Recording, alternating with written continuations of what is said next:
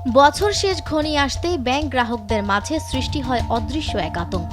Bank account থেকে কত টাকা আবগারি শুল্ক কাটা হবে, অনেকেই এসএমএস পেয়ে বিভ্রান্ত হন, আবার কেউ কেউ আশঙ্কায় থাকেন তাদের অজান্তেই টাকা কেটে নেওয়া হবে কিনা। চলতি অর্থ বছরের বাজেটে এই আবগারি শুল্কের নিয়মে এসেছে বড় পরিবর্তন। আগে যেখানে 1 লাখ টাকা ব্যালেন্স হলেই শুল্ক প্রযোজ্য ছিল, এখন সেই সীমা বাড়িয়ে 3 লাখ টাকা করা হয়েছে। অর্থাৎ আপনার অ্যাকাউন্টে যদি সারা বছরে কখনো একবারও 3 লাখ টাকার বেশি থাকে তবেই শুল্ক কাটা হবে। শুধু সঞ্চয় হিসাব নয়, চলতি হিসাব, এফডিআর বা ডিপিএস সব ধরনের ব্যাংক অ্যাকাউন্টেই এই নিয়ম প্রযোজ্য।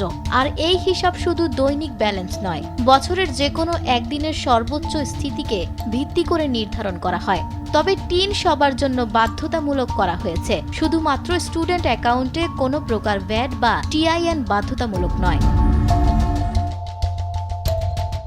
আরেকটি গুরুত্বপূর্ণ বিষয় হলো, যদি কোনো গ্রাহকের একাধিক ব্যাংক অ্যাকাউন্ট থাকে তাহলে প্রতিটি অ্যাকাউন্ট আলাদাভাবে বিবেচিত হয়। অর্থাৎ একাধিক অ্যাকাউন্টের সীমার কাছাকাছি ব্যালেন্স থাকলে প্রতিটি হিসাব থেকেই আলাদাভাবে শুল্ক কাটা হতে পারে। তবে অনেক গ্রাহকের ভুল ধারণা থাকে, টাকা না থাকলে শুল্ক কাটা যাবে না, কিন্তু বাস্তবতা ভিন্ন। অ্যাকাউন্টে পর্যাপ্ত টাকা না থাকলে সেটি মাইনাস ব্যালেন্সে চলে যেতে পারে। পরে যখনই টাকা জমা হবে, ব্যাংক আগে বকেয়া শুল্ক কেটে নেবে। সহজভাবে বলতে, যদি কোনো গ্রাহকের অ্যাকাউন্টে 10 টাকা থাকে কিন্তু শুল্ক 150 টাকা হয়, তবে অ্যাকাউন্টে দেখাবে মাইনাস 140 টাকা। ভবিষ্যতে টাকা জমা হলেই আগে সেই বকেয়া সমন্বয় করা হবে। বিশেষজ্ঞরা বলছেন, এই শুল্ক সরকারের রাজস্ব আয়ের একটি নিয়মিত অংশ। তবে সাধারণ গ্রাহকদের জন্য নতুন 3 লাখ টাকার সীমা কিছুটা স্বস্তির হলেও একাধিক অ্যাকাউন্ট থাকলে হিসাব রাখার বিষয়টি আরও গুরুত্বপূর্ণ হয়ে উঠেছে।